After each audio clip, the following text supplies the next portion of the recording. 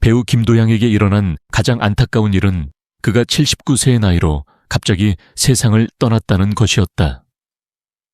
그날의 하늘은 유난히 흐렸고 바람조차 울먹이는 듯한 기분이 들었다. 조용한 장례식장에서 그의 두 딸은 관을 껴안은 채 비통하게 울었다. 마치 시간이 멈춘 듯 이별이라는 현실을 받아들이기엔 아직 마음이 준비되지 않은 것처럼 그들의 흐느낌은 공간을 가득 메웠다. 작은 체구의 첫째 딸은 아버지의 관을 쓰다듬으며 속삭였다. 아빠, 아직 나한테 할 말 많잖아. 왜 이렇게 갑자기 가신 거예요?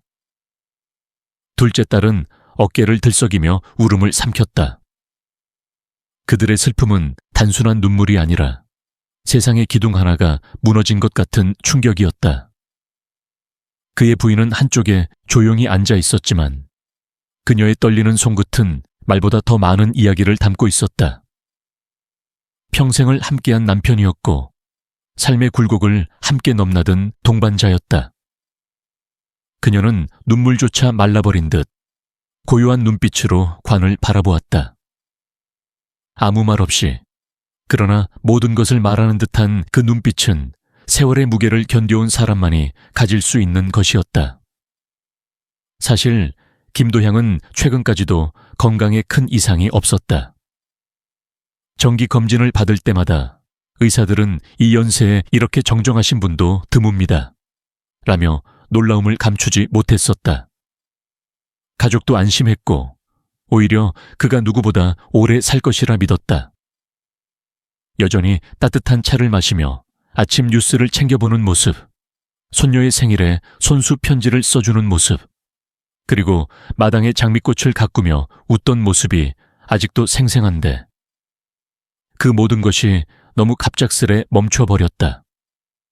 무엇보다 마음이 아픈 건 그의 딸들이 아버지를 보낸 뒤에도 스스로를 자책하며 눈물을 멈추지 못하고 있다는 점이다. 둘 다 아직 어린 시절의 기억에 머물러 있는 듯 아버지가 돌아가신 게 아니라 그저 여행을 떠난 것일 뿐이라는 착각 속에서 하루하루를 버티고 있다.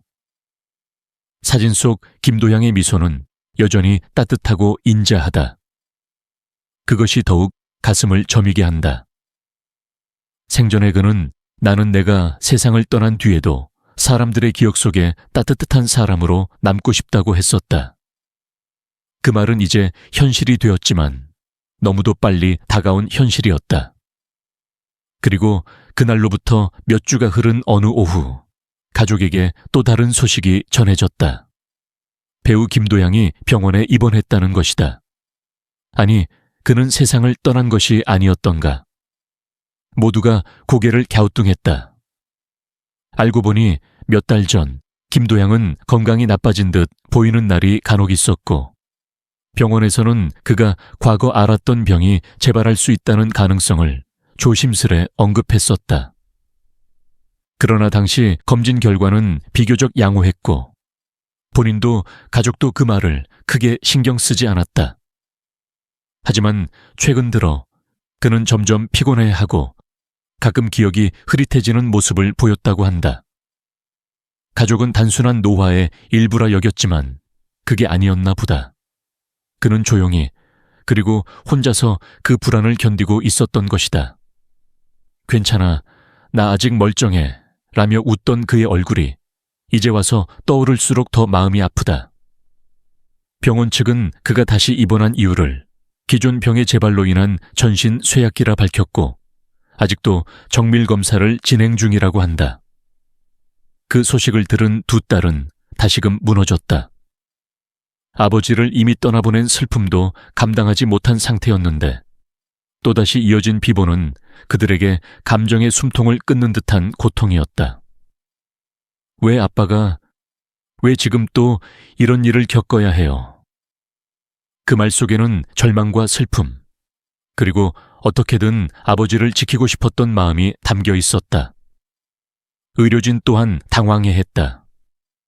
최근 건강검진에서 특별한 문제가 없었기 때문에 갑작스러운 상태 악화는 예측하기 어려운 일이었다.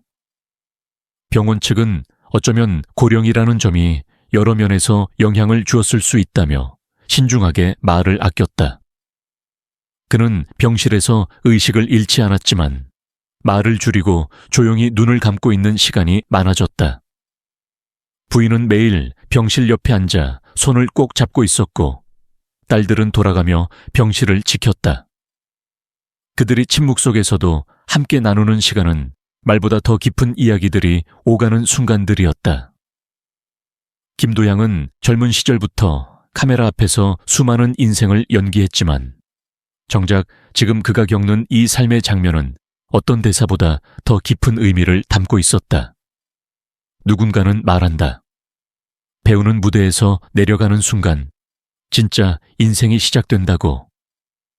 그렇다면 김도양의 이 순간은 어쩌면 그가 겪는 또 다른 무대일지도 모른다. 카메라가 없고 대본이 없지만 가족의 사랑이 가장 깊이 느껴지는 무대. 그의 병실은 조용했다. 창밖으로는 봄빛이 스며들었고 바람은 여전히 부드럽게 커튼을 흔들었다. 시간은 천천히 흐르고 있었고 그의 숨결도 그 흐름을 따라가고 있었다. 그날도 그의 부인은 조용히 그 곁에 앉아 이렇게 속삭였다. 여보, 아직 우리 이야기 끝나지 않았어요. 그를 처음 만난 사람이라면 아마도 단번에 그가 지닌 깊이를 다 알아차리긴 어려울 것이다. 배우 김도양. 그 이름 뒤에는 단순히 배우라는 단어로는 결코 담을 수 없는 풍성하고 복합적인 예술 인생이 숨겨져 있다. 그러나 그가 걸어온 길을 차근차근 따라가다 보면 어느 순간 우리는 자신도 모르게 한 예술가의 혼과 숨결에 빨려 들어가게 된다. 김도양의 예술 인생은 처음부터 평범하지 않았다. 그는 처음부터 솔로 가수로 데뷔한 것이 아니라 투 코리아라는 이름의 듀오로 활동을 시작했다. 그들의 대표곡 벽고동은 처음 들으면 다소 기묘하게 느껴질지도 모른다. 와뜨뜨뜨뜨뜨뜨뜨 하는 추임새 같은 기괴한 리듬. 그러나 그 안에는 그 시대의 실험정신과 대중문화의 경계를 허무는 시도가 숨겨져 있다. 그것은 단순한 유행가가 아니라 김도양이라는 인물이 대중과의 첫 대화를 시도했던 특별한 메시지였다. 그는 곧이어 바보처럼 살았군요 라는 자작곡으로 대중에게 더욱 깊은 울림을 안겨주었다. 누군가의 연민을 자극하는 듯한 그 가사, 어딘가에서 삶을 반추하며 흘리는 중년의 눈물 같은 그 멜로디. 수많은 가수들이 이 곡을 리메이크했다. 이종용, 윤항기, 그리고 이름 없는 수많은 무명 가수들조차도 그 노래를 통해 무대에 올랐다. 그의 음악은 그렇게 한 사람의 작품을 넘어 시대의 배경음이 되어버렸다. 저작권 수익이야 높았을지 모르지만 김도양에게 그것은 그저 수치가 아니었다. 그의 곡은 사람들이 상처받은 심장을 안고 잠들던 새벽의 배경음악이었고 누군가에게는 떠난 연인을 기억하는 유일한 기록이었다. 광고음악계에서의 그의 존재는 말 그대로 전설이었다.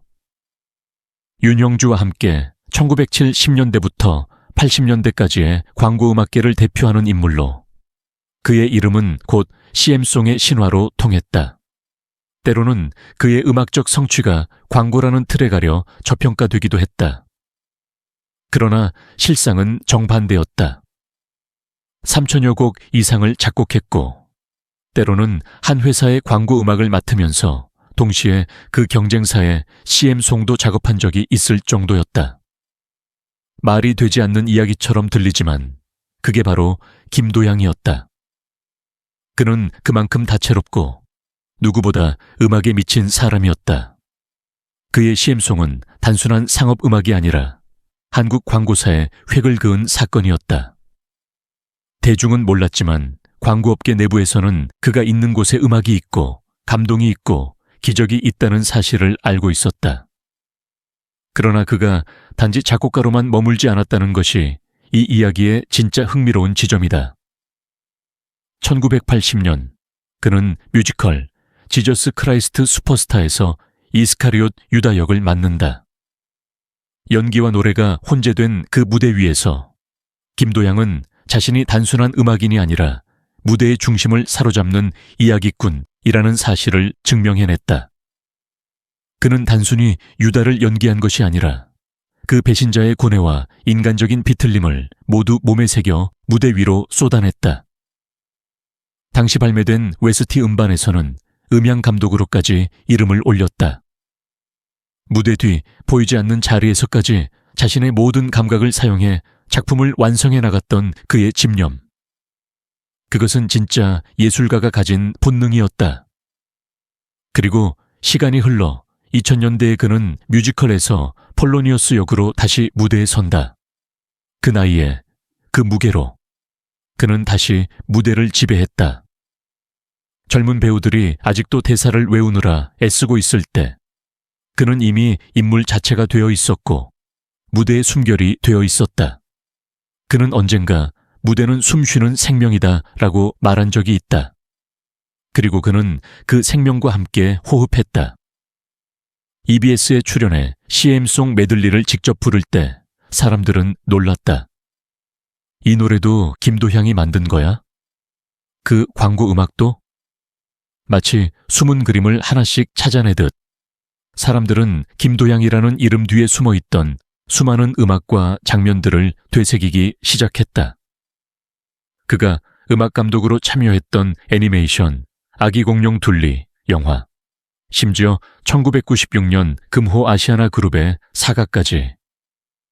그는 한 시대의 배경음악이 아니라 그 시대 자체였던 셈이다. 그리고 그 모든 화려한 타이틀 이면에 있었던 건 늘 진지하고 성실하게 작품과 사람을 대하던 그의 태도였다. 한 번 작업에 들어가면 수십 번, 수백 번의 수정도 마다하지 않았다. 때로는 그 철저함이 주변을 지치게 할 정도였다. 하지만 그는 말했다. 음악은 사람을 위로해야 해. 위로하려면 그만큼 혼을 갈아야지. 그의 음악에는 그래서 생명력이 있었다. 단순히 귀로 듣는 멜로디가 아니라 마음을 울리는 한 줄기 빛 같은 존재였다.